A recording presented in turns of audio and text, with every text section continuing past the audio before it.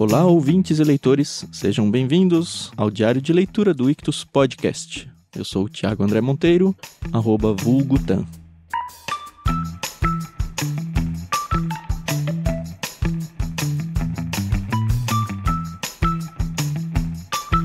Que entrada mais sem graça, hein, Carol?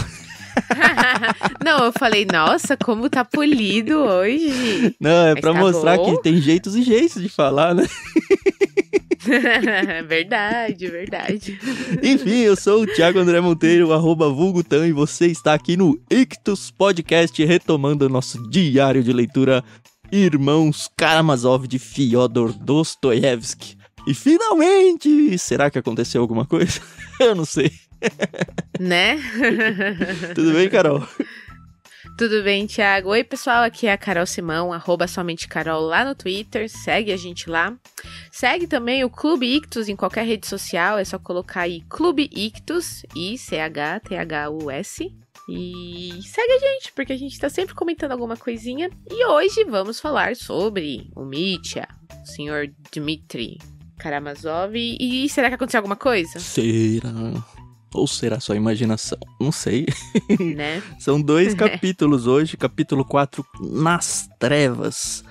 Isso. Aliás, eu nem lembro, mas a gente vai lendo na frente e esquece. Como é que acabou o capítulo 3?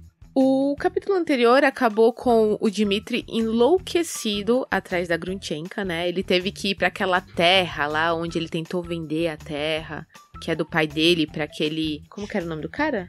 Liva... Ah, eu acho que X. Eu duvido que ele vai aparecer na história de novo, de verdade. Também, ele tentou vender aquela terra que ele foi enganado pelo padre lá e voltou pra cidade. Aliás, Thiago, onde se passa os irmãos Karamazov? Não é em Moscou? Não é São Petersburgo, que é meio que uma capitalzinha ali. Não tenho a menor ideia. Eu só sei que eu imagino um lugar frio. É só isso. E vou seguindo. Ah, e uma errata, Thiago. Nossa, forte, né? Nossa, do Sansão 9? É, mas vai lá, faça a sua errata. Pessoal, possivelmente, se o pessoal tá acompanhando com a gente, já descobriu que nós erramos. A gente achou que o Samsonov, na leitura passada, aquele velho caquético, era o cara que tinha mandado buscar a Grunchenka. E não, a gente se confundiu. O Samsonov realmente é uma pessoa que cuida da Grunchenka, sei lá, das finanças dela, tem um carinho por ela. E é um velho caquético. E é um velho caquético. Que odeia o Dmitry. Sim. Essa parte tava certa. Essa parte estava certa. Mas não foi ele que mandou buscar a Grunchenka, foi um capitão viúvo, que foi o primeiro amor dela. Então a gente tava certo, depois a gente ficou errado e agora estamos, acho que certo de novo até o próximo episódio, sim. Pelo menos. Pois é, né? Vamos ver. Então nós chegamos aqui, o Dmitry, ele está num ataque de fúria atrás da amada dele. Ele tinha visitado a Fênia, que era... Na verdade, ele tinha visitado a Grunchenka. E a Fênia atendeu desesperada, né? Isso, e ela ficou morrendo de medo, e ele pegou... Acabou pegando ali, tipo, uma arma, né? Um pilão que ele ia fazer de arma.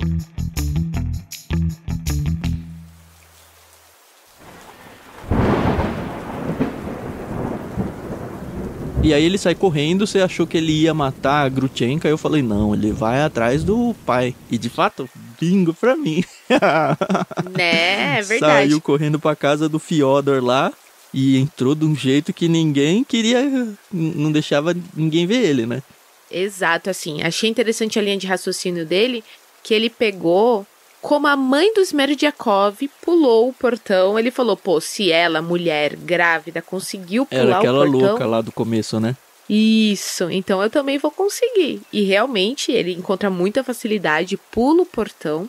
Ninguém Depois vê nem precisava ele, ter pulado. aí lembra que o Grigori tava doente, o Smerdyakov, eu ainda coloco entre aspas o tava doente, tá? Porque eu tenho minhas teorias, a gente já vai chegar nela. E tem a esposa do Grigori, que eu nunca lembro o nome dela, mas ok. E ela meio que tá Marfia. lá... e ela tá cuidando ali, então meio que foi fácil entrar sem dar na vista de ninguém. E ele não queria realmente ser visto. Aí ele vai lá, vê a casa com a janela do pai iluminada e fica louco, né? Ah, a Grunchenka tá lá, ele tá lá. E aí ele chega no pé da janela ali, percebe uma movimentação ali, tem um biombo, e fala, ela tá atrás do biombo. E aí fica Eu achei que, assim, o autor performou muito, muito bem literariamente nessa parte, porque a gente fica angustiado junto, assim. Foi um dos melhores capítulos, assim, de envolvimento, assim, com o livro, eu achei. Não, e aquilo que eu falo, o Dostoiévski, ele traz esse negócio de você assumir a personalidade da personagem aqui, né? Então, quando é o Ivan, por exemplo, é aquela coisa serena, né? É fria. O Aliotti é aquela coisa melancólica, né? E o Dmitri é o sangue fervendo nas veias, né? Então, realmente, e aquilo, né? Quando você tá cego por alguma situação, você acredita realmente naquilo que você quer acreditar, né? Ele vê o pai todo arrumado e ele fala lá. Ele tá arrumado, mas ele tá triste. Uhum. É porque então, ele tá com um hobby novo, ele tá com uma cueca nova, limpa. Eu falei, nossa, que nojo. Ele se enfeitou, né? Pois é, pra ela, né? Porque, na verdade, ele não sabe que ela não tá na cidade, né? Que ela foi ver o capitão. Sim. E aí ele pensa, não, ela tá dormindo, já fizeram o que tinham que fazer ali e tal.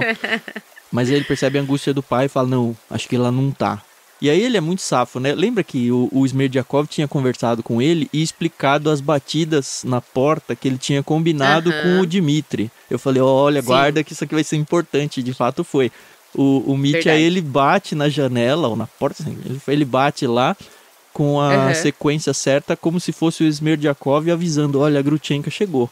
E aí, meio que pra confirmar, se a Grutchenka chegou é porque ela não tava lá. E aí o pai fica, não, Grutchenka. Imagina, que foi muito engraçado também. Sai pra janela, enfia corpo pra fora. Ai, vem aqui, meu amor, tenta enxergar a porta e não enxerga direito. Muito bom.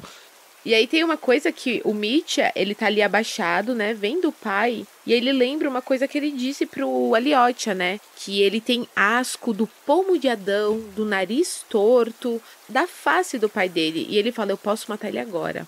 Aí eu falei, vixe, será que ele vai matar o pai agora? Se é que o pai que vai morrer? Aí eu falei, se ele matar o pai, eu errei na minha especulação, que eu acreditava que ia ser a Grutchenka.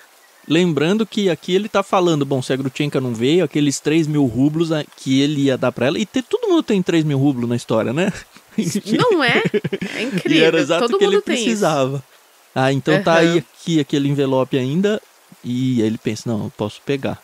E de fato parece que ele pega, né? Assim, a cena é muito boa, porque o que acontece? O pai vai atender a porta, mas não narra mais nada aí.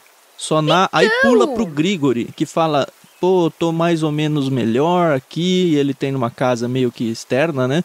E aí ele fala, não, vou ver o portão, que era a obrigação dele. Aí ele fala, acho que eu deixei aberto, e aí ele tava meio que se arrastando por causa da doença, aí ele vê o portão escancarado.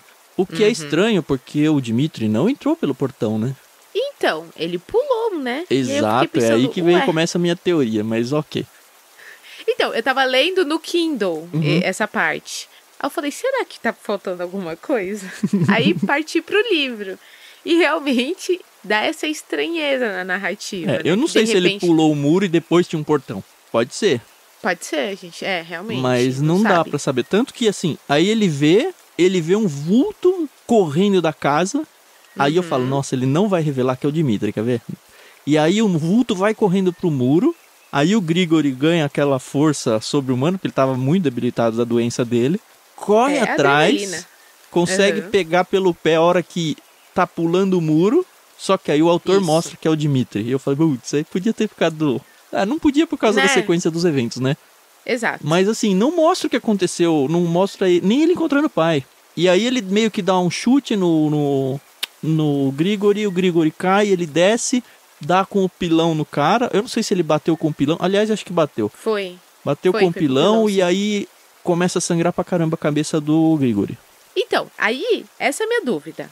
Começa a sangrar pra caramba a cabeça do Grigori, né? E mais uma vez essa cena foi cinematográfica, porque caiu e aí o pilão caiu ali e os dois olharam pro pilão. E aí o Dmitri foi correndo, pegou e acertou o Grigori. Não fala se o Grigori desmaiou, o que foi. Só fala que ele começou a sangrar muito. E aí o Dmitri pega o lenço dele, coloca na testa, Enche de sangue. Já encharca, né, de sangue, e ele deixa o Grigori ali. Ele deixa o pilão, que ficou lá no caminho da casa, não leva embora com ele. Ele leva o lenço no bolso, que faz com que ele se suje muito, assim. E ele não tem certeza se o Grigori tá morto. Ele fala, eu não sei se eu quebrei a cabeça dele, eu não sei. Só que aí ele foge, aí muda de capítulo já, né? Isso, ele fugiu, acabou. Ele foge e vai pra casa da Grutchenka. Não, na verdade... Não, no finzinho do 4. É verdade. Ele corre na casa da Grutchenka, encontra a... Como é que chama? A Fênia, isso. E aí ele quer, de todo jeito, saber que raios aconteceu, onde ela foi e tal. Nossa, ele já chega, tipo, enforcando ela. Cadê a Grutchenka? Cadê ela? E só que assim, essa mulher também, eu vou te falar. Aqui fala que ela começa com muito medo, mas depois ela sente prazer em contar pra ele tudo que ela sabe. E aí ela conta que a Grutchenka viajou. Isso a gente já tá no capítulo 5, tá? É o início do 5. Isso, é verdade. E aí ela conta, enfim, ela se sente super ameaçada. Ele tá todo ensanguentado. Mão, rosto, porque né? ele encostou a mão no rosto e tal. O sangue na roupa por causa do lenço e tudo. E a impressão, assim, ele tá louco. Várias vezes fala, é como se ele tivesse bêbado sem ter bebido. Porque ele tá, assim, alucinado, espiritualmente bêbado. O que faz todo sentido, né? A gente tinha falado sobre isso na apresentação, lá no prefácio, dizendo que não, o Dostoiévski, ele consegue descrever o interior dos seus personagens muito melhor do que o exterior. Esse é um capítulo clássico que mostra isso, porque você sente isso, você sente a loucura do Mitya aqui. Eu, pelo menos, senti. Exatamente. E assim, eu fico pensando, vou pesquisar isso, de quando é o cinema, quando que é o surgimento lá com os irmãos Lumière. Porque o Dostoiévski, gente, ele é muito visual. E eu fico pensando, será que já existiu cinema?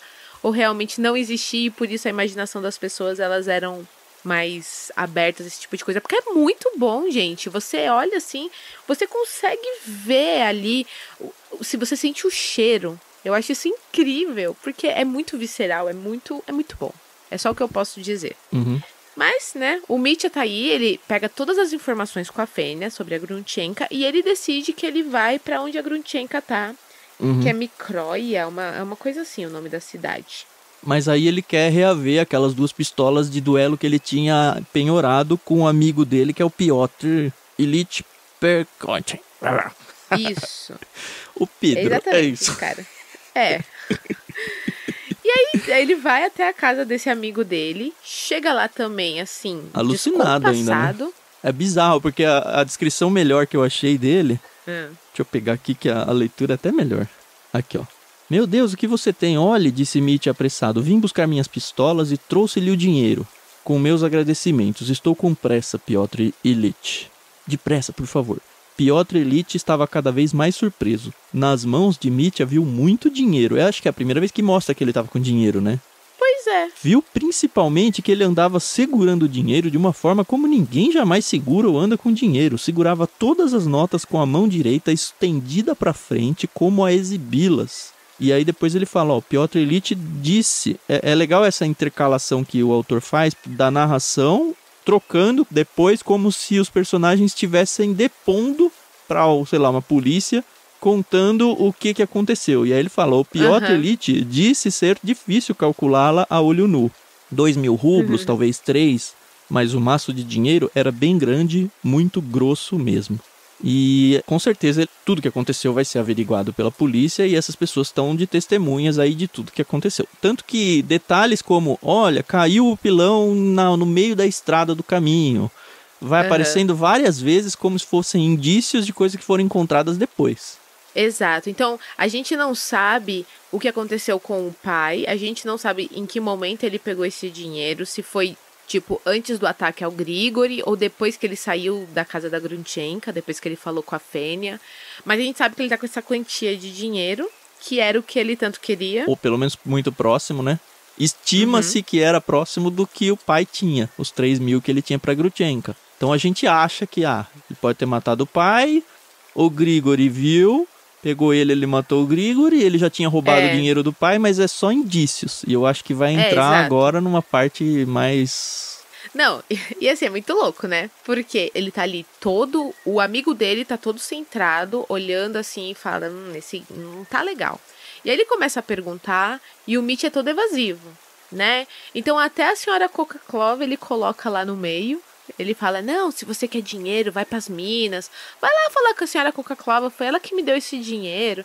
Então, assim, ele começa com uns papos muito bizarros. Aí começa, de que esse sangue? Ah, isso aqui é sangue humano. Aí ele fala, sua camisa tá manchada. Não, eu só vou dobrar as mangas aqui. Aí ele, não, troca sua camisa. Não tem Mas problema. ele oferece bacia, porque o amigo dele, ele não tá pensando que ele matou alguém. Ele tá achando que ele brigou na rua. Isso, e aí ele quer ajudar é um hábito ele. dele. Exato. Ele ainda fala, você brigou de novo com aquele capitão, que eu acredito que seja o pai daquele menino que atacou o Alyosha. E ele, não briguei com ele não, mas isso aqui é sangue humano e tal. E aí ele se lava, primeiro que ele se lava muito mal lavado, e aí o amigo dele fala, não, ó, tá faltando aqui suas unhas, sua têmpora, sua orelha, faz o negócio direito. Coloca ele de frente do espelho, né? E aí ele fala, meu Deus, ele tá tão alucinado que ele nem percebe o que tá acontecendo em volta, né? E aí, assim, ao mesmo tempo que ele tá com pressa pra sair correndo e ir atrás da Grutchenka, ele quer comemorar que agora ele tem dinheiro. E aí ele fala, não... Porque assim, primeiro ele quer pegar a pistola de volta, só que ele só tem notas de 100. E aí ele fala, não tenho troco. 10 rublos só. Não tenho troco. Ele fala, não, vai lá na venda, no sei lá de quem lá, pra você trocar dinheiro. Manda um molequinho que também chama Misha, né? Isso. Isso confunde muita gente. Isso. Mas é Misha, o CH só, não tem um Mitia. Isso. Eu li Misha mesmo, porque aí não me confundo. Mas deve ser Mitia também, o jeito de falar. Enfim, aí ele manda o moleque lá e ele fala, não, fala pro pessoal de lá pegar uns engradados de champanhe e colocar queijos e não sei o quê. E aí o Piotr fala, não, o menino só vai lá trocar, senão ele vai confundir. Não, eu vou dar 10 rublos pra ele. E aí, enfim, o menino vai lá, troca o dinheiro, volta e fala, não, já estão separando tudo, inclusive já prepararam o seu transporte aí pra você ir pra onde você tem que ir, estão colocando tudo meio que numa carruagem lá, é outro nome, mas foi o que eu entendi. Mas aí achei engraçado que aí o Mitya fala assim, aqui ó, 10 rublos pra você, tipo de gorjeta. E aí o amigo dele fala, pô, hoje de manhã você não tinha 10 rublos, agora você tá aí gastando dinheiro, tá dando 10 rublos aqui pro meu menino? E ele fala, não, você não vai receber não. Pode não aceitar. Aí parece aqueles pais, quando os avós chegam com 50 reais. Fala, meu filho, não é pra dar dinheiro pra eles não. E aí o vô vai e coloca escondido no bolso. Pareceu muito isso mesmo. Mas assim, eu acho que o Piotr, ele tá tentando preservar ambos aqui. Tanto o Misha, enfim, ele tá educando o menino pelo jeito. Tanto o Mitya, porque ele fala, não, daqui a pouco você que vai vir aqui. Você vai vir aqui então, pedindo 10 rublos de novo e... eu vou precisar ajudar você. Então, não é pra você sair torrando aí. Só que, cara, ele tava correndo na rua, segurando dinheiro na frente, assim, sabe? Na mão, que nem um doido, né? Tudo cheio de sangue, dinheiro, nossa. E assim, o Piotr, ele não quer se envolver, mas ele já está envolvido na situação, né? Então, depois que o Mitya, ele se recompõe, eles vão até essa venda. E aí é aí que eu falo, né, que, tipo, não fala onde eles estão, né? Só diz da loja, né, que é dos Plotnikovs e que era a principal mercearia da nossa cidade. E aí eu parei pra pensar, que cidade? Nunca falou, né? E tá falando aqui que tinha tudo, que uma mercearia de uma cidade grande tinha, etc e tal, papipá.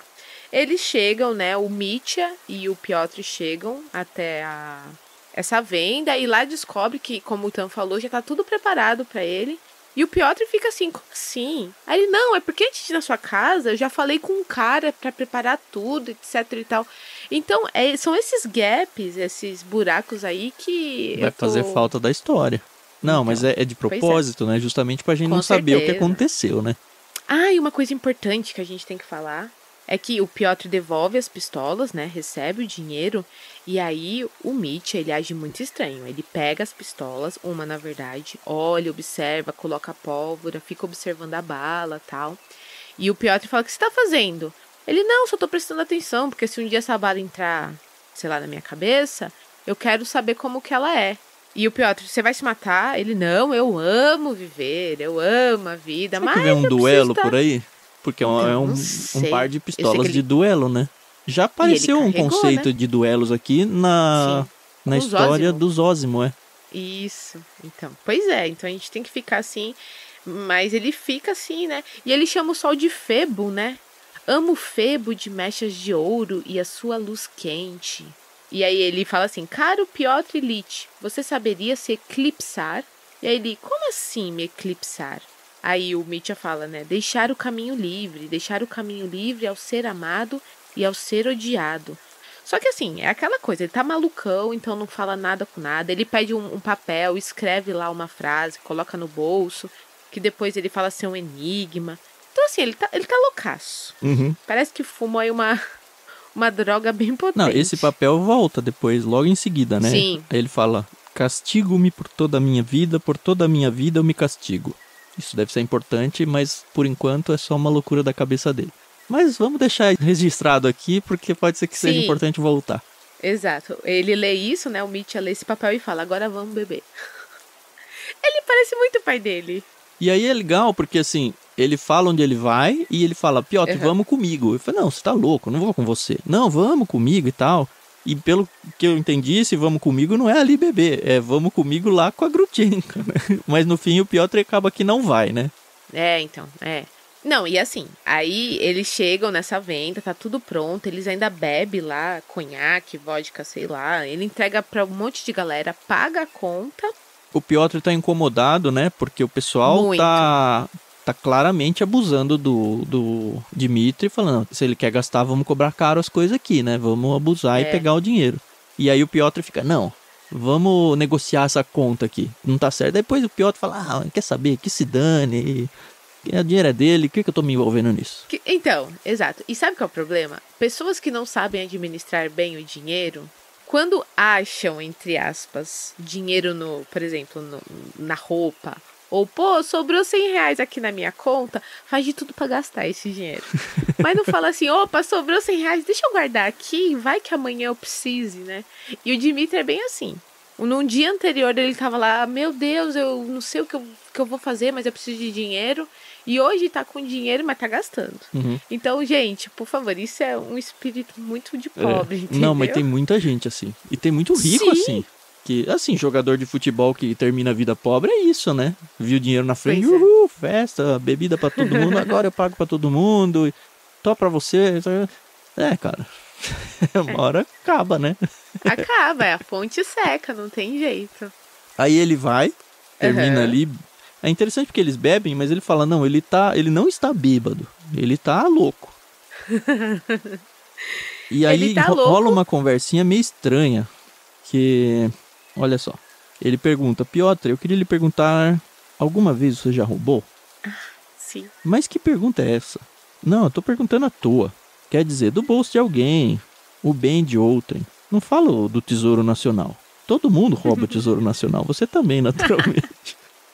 Vá pro diabo. Eu falo do bem de outro, direto do bolso dele, da carteira dele, o que dá a entender que ele roubou do pai, ou de alguém. Sim. Lembrando que ele falou que roubou da Coca-Cola aqui. Eu sei que parece uma lorota sem tamanho, mas quem sabe? Não sei, porque as cenas foram meio puladas mesmo. Pois é. Aí o cara fala, o Piotr, uma vez roubei 20 copeques da minha mãe em cima da mesa. Eu tinha 9 anos. Peguei-os furtivamente e escondi-os na mão. E depois? Juro, só isso. Escondi-os 3 dias. Depois senti vergonha, confessei e devolvi. E então, naturalmente fui açoitado. Mas por que você perguntou? Você roubou? Roubei, disse Mitya, piscando o olho com malícia. Roubou o quê? Perguntou Piotr Ilyich, curioso. 20 copeques da minha mãe. Eu tinha 9 anos. 3 dias depois, devolvi. Terminando a frase, Mitya se levantou bruscamente. E aí ele fala, beleza, vamos partir. Foi muito estranha essa conversa, mas eu acho que vai ser importante. Também acho. E aí o Dmitry ainda fala pro cocheiro, se você fizer... Essa parte que eu não entendi. Ele fala quanto tempo eles estão na nossa frente. É porque tinha ido outra carruagem antes. Acho que já levando algumas coisas. Eu acho que não. Eu acho que era um outro X aqui. Eu sei que aí ele começa realmente... Aí você vê que tá gastando dinheiro à toa. Porque ele fala, eles estão a 1 hora da gente. Ele fala assim pro cocheiro, se você chegar num tempo recorde aí, a gente alcançar a primeira carruagem que eu já mandei, você ganha 50 rublos de gorjeta. Então você vê que ele realmente tá gastando dinheiro. Ele quer chegar com menos de 1 hora atrás. É isso, não é nem passar na frente. Ele fala, não, menos de 1 hora atrás eu faço fácil, o motorista lá fala, né? Não, vamos lá, então tô torrando, né? A caminho, né? Andrei, a galope. E antes disso, o pessoal começa a falar, né? Assim que Mitya fez menção de subir, de repente, inesperadamente, Fênia surgiu diante dele. Ela veio correndo sem fôlego, juntou as mãos, gritando e caiu a seus pés. Meu bom Dmitri Fyodorovitch, senhor, não acabe com a minha patroa. E eu que lhe contei tudo. E ele também não o mate. É seu primeiro, que é o cara, o capitão lá que ela foi, né? Sim. Ele vai se casar com a Grafena Alexandrovna, por isso voltou da Sibéria. Aí que a gente viu que era um outro cara que não tinha nada a ver com aquele lá, né? Constantinov. Meu bom Dmitri Fyodorovitch, não tire uma vida. Aí, eu achei de risada, patati patatá, então é isso, né? Então você vai aprontar lá, murmurou Piotr Ilyich. Agora está tudo explicado, impossível não compreender agora. Dmitri Fyodorovitch, dê-me as pistolas se você quiser ser um homem. Porque ele viu que vai dar ruim, né? Só que, não dou as pistolas. E aí ele pega e leva as pistolas com ele e vai embora. Mas ele fala, mas ele fala, as pistolas... Espere, meu caro, eu vou jogá-las na água no meio do caminho. Claro. E o Piotr fala, tá bom, faz o que você quiser da sua vida. Porque o Piotr tá naquela, me importa ou não me importa, né? E aí ele fala, caguei, não tô nem aí. E é complicado, né? Quem nunca aqui teve um amigo, uma amiga, sei lá, um conhecido, que você sabia que ia fazer uma coisa errada, e você, tipo, falou, não faz isso. Mas a pessoa fala, não, vou fazer, porque eu quero fazer e tal. Aí você fica naquele dilema. Intervenho ou não intervenho? Eu já passei por isso. É difícil. É complicado. E aí ele fala, a conclusão dele é, um imbecil, mais um bom jovem, murmurou no caminho. Pois é. Só que aí mais ou menos, né? Porque ele fica sabendo, o Piotr agora, né? Que a cena se volta pra ele. Achei bem legal isso. E ele fica sabendo meio que da onde veio o sangue. É isso? Deixa eu ver. Não, ele fala ele assim... ele entra na taberna. Super mal-humorado, ele chega numa taverna, ele tá cansado. E assim, eu já achei que era muito tarde, mas agora que eram 8 horas. Então ele chega nessa taverna, começa a jogar bilhar. E ele tá lá disposto a contar tudo. Ele quer desabafar, mas conforme ele vai jogando bilhar, ele vai se distraindo. Aí ele fala um pouco, né, do Dmitri. E eu achei legal porque ele não chega e conta que o Dmitri estava ensanguentado quando chegou na casa dele. E aí ele lembra do lenço que o Dmitri tirou do bolso, com sangue, e que tá lá na casa dele. Aí ele fala, mas depois eu me preocupo com isso. E aí lá ele descobre que o povo tá falando que o Dmitri conseguiu os 3.000 rublos, ou pelo menos uma quantia muito parecida com isso, e de onde que ele tinha conseguido esse dinheiro. Então tá essa fofoca ali, né? Aí ninguém acreditou que tinha sido da Koklakova. Pois é, porque e aí alguém mandou, ela, né? Será que ele não roubou o velho pai? Eis a questão. 3.000 é muito estranho. Ele se vangloriou publicamente de que mataria o pai. Todo mundo aqui ouviu. E eu não lembrava disso, mas é verdade, teve essa cena. É verdade. Ele falou exatamente em 3.000 rublos. E aí que o Piotr fala, aí ele linka com aquele lenço e fala, putz, será que ele matou o pai? E aí ele fica naquela, não, vou lá ver. Aí ele fala, não, também vou lá incomodar. E ele tá nessa de ajudo, não ajudo. Mas ele vai até a casa da Grunchenka. E ele bate e ninguém atende. E ele fica assim, de muito mau humor, ia direto para casa, mas de repente se lembrou de Fênia, que ele viu a cena dela falando, não mate minha patroa, né? E ele fala, diabo, deveria tê-lo interrogado agora mesmo. E aí ele vai até lá, bate, ninguém atende. Ele bate de novo, ninguém atende. Ele fala, quer saber? Eu só saio daqui com respostas. E o capítulo termina exatamente assim, né?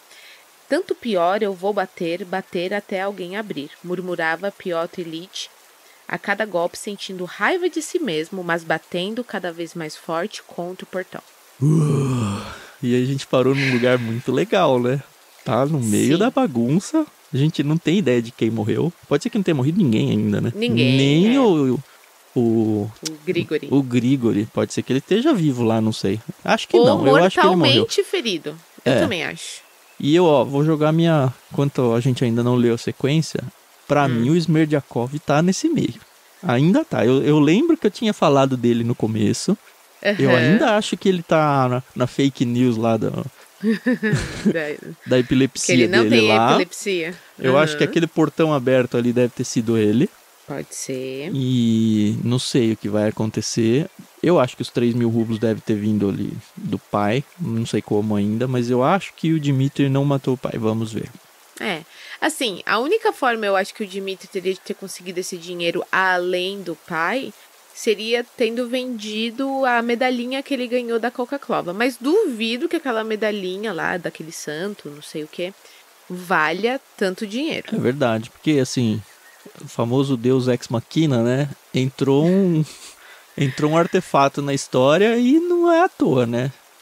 Que apesar de tudo, nada, ele não devolveu, né, a medalhinha pra ela. Ele saiu lá todo bravo e levou a medalhinha junto, né? Especulações.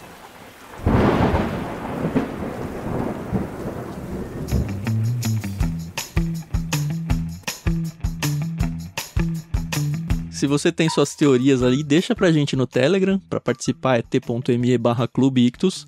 Não dê spoilers além do que a gente leu, por favor. Você vai estragar, assim, não vai estragar a minha e da Carol, porque a gente tá lendo e gravando com bastante antecedência. Mas você vai estragar o dos outros. E eu ia odiar que alguém fizesse isso comigo agora. Odiar, assim, muito. Então não faça isso com o seu coleguinha, por favor. Não faço. Olha, eu só vou contar aqui uma historinha bem rapidinho. Uma vez o Fernando, meu esposo, ele queria assistir um filme. Eu não vou falar aqui qual é o filme, pra não estragar, caso alguém não tenha assistido. E aí, eu já tinha assistido, mas ele não sabia disso.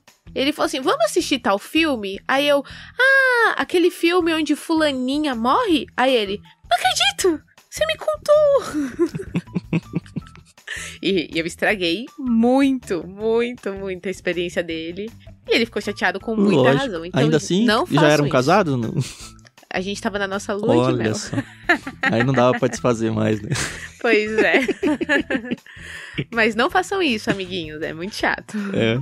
Eu acho que é isso, né? Conheçam lá os nossos planos de leitura. Esse livro foi indicado, acho que o Guilherme de Carvalho que indicou ele, não foi? Isso, ele mesmo. É um peixe grande, a gente tem um plano chamado Plano Peixe Grande, onde a gente manda livros que marcaram a vida de pessoas. Tá tudo lá em ictus.com.br. Procura lá por Clube Ictus que você vai encontrar não só esse Plano Peixe Grande, mas vários outros que talvez interesse para você. Alguns livros cristãos, outros mais acadêmicos. Tem plano infantil, tem plano... O plano mar a gente acha o máximo, né? Pessoal, talvez não dê a atenção que deveria dar, mas é um plano de mistério, aventura e romance, onde são livros praticamente só seculares, mas assim, livros deliciosos de ler, então dá uma atenção pra ele lá. A gente tem o nosso link da Amazon, que sempre que você fizer suas compras de qualquer coisa, você pode partir de lá e ajudar a gente aqui, então não muda nada pra você, mas muda tudo pra gente. E se você não quer se comprometer com um plano de assinatura literário, você também pode ajudar a gente assumindo algum valor lá no nosso programa de apoiadores. Também tem aí na descrição do programa. Aliás, na descrição do programa também tem o link para o site onde você encontra o cronograma de leitura desse livro que a gente tem feito. A gente não está falando isso, mas a gente obviamente avisa todos vocês através desse cronograma o que você precisa ler para acompanhar o próximo episódio sem tomar os spoilers do próximo episódio, né? Mas se você não quiser ler e quiser só ouvir aqui, lembrando que nos nossos comentários a gente pula muitas situações e diálogos que podem ser importantes. Nós estamos cientes deles, né? Mas você que apenas ouve, às vezes pode perder esse pedaço. Então, leia. Não, o mais legal é se emocionar sozinho aí, se aventurar sozinho, né? Muito legal. Muito louco. É muito legal. Beleza, então até o próximo episódio. A gente vai seguir aqui nesse livro do Mitya. E vamos ver o que aconteceu, vamos ver se vai resolver alguma coisa ou se vai abrir mais pop-up ainda, né? Exato. Tá certo, pessoal. Muito obrigada e a gente se ouve no próximo episódio.